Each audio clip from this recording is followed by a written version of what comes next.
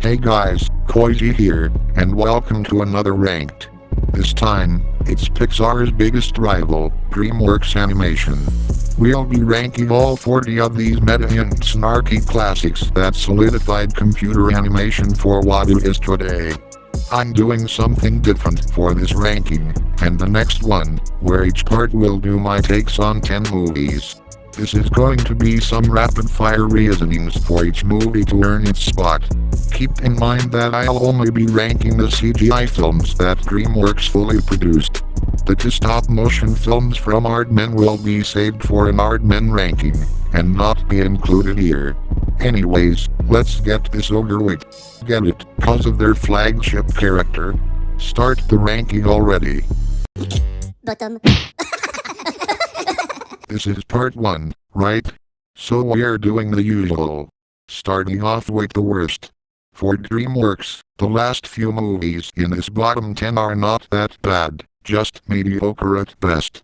We'll be counting forward instead of backwards because of how the ranking goes. If it's number 40 to number 31, it's gonna be number 1 to number 10.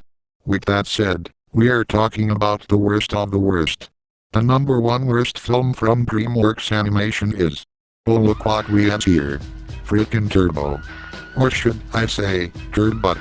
Unlike other bad movies I watched, this is probably the first one in my memory that I never liked, even before having the misfortune of sitting through it. I thought that it ripped off Sonic and Cars. But after being forced to watch it for the first time in my awkward stage, I found more reasons to shit on it. The story's all kinds of predictable, the comedy is nothing but cringe, the characters are one-note tropes, the soundtrack is so cheesy that even Jerry would admit it, and some of the animation looks like ass. The snails look fine, but Jesus Christ, the humans look nasty. They're all fat and baby-like, with those disturbing pre-Spider-Verse Sony eyes. Number 2 is Home, another movie with but ugly humans. This is the worst E.T. ripoff you would ever see, just with different aliens, and a gas station-themed car. There's literally no more originality than that.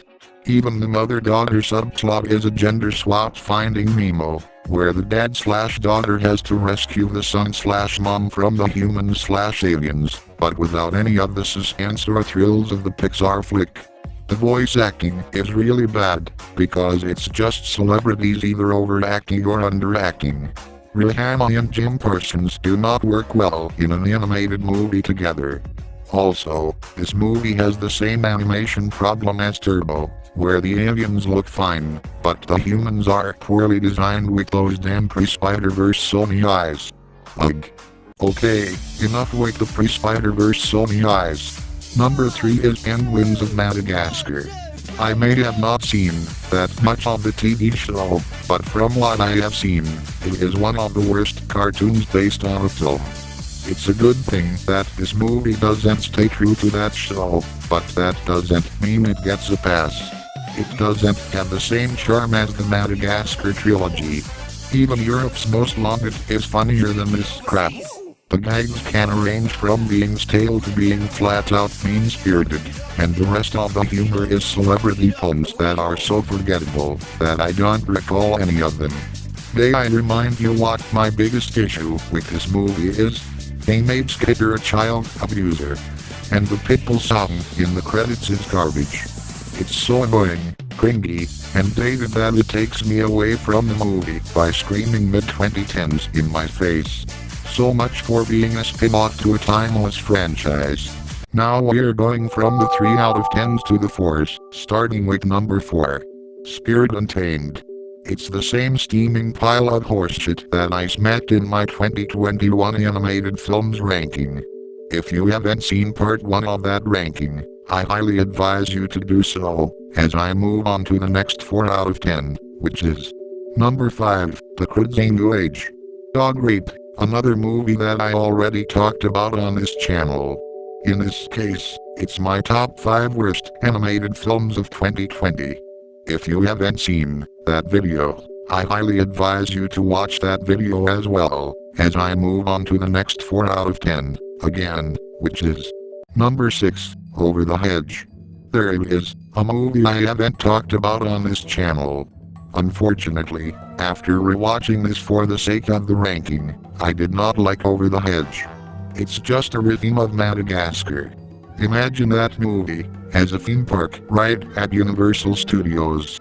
You really like that ride so much, but years later, that theme park ride gets shut down for no reason, just for all the zoo animals in an island to get replaced with woodland critters in the neighborhood. Instead of those zoo animals trying to get back home, these woodland critters want to steal someone's food.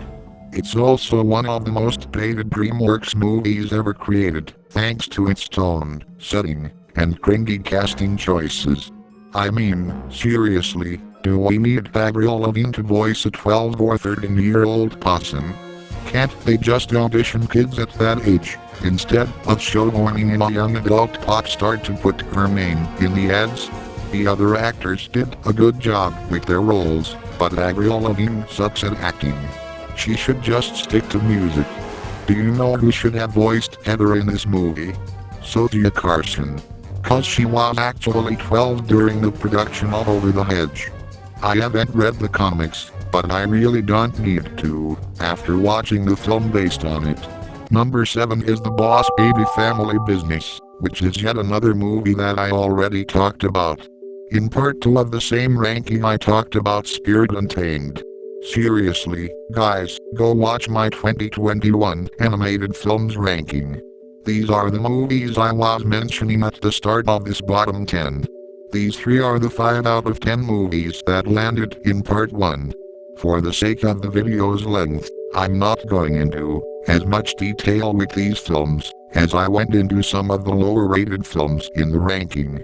Numbers 8, 9 and 10 are Shrek the Third, the original Boss Baby, and the overrated Megamind. Number 8 was everyone's favorite bad DreamWorks movie to piss on, but for me, it wasn't that bad. The original Boss Baby is not as bad as I remembered, but it's still one of DreamWorks' lazier written movies. And then you got Megamind. I already reviewed this in 2020 during the DeviantArt exclusive Season 1 of Koi Reviews, so, if you want to know where my DeviantArt is, there is my link tree in the description, and it has my DeviantArt. I hope you find my Megamind review there.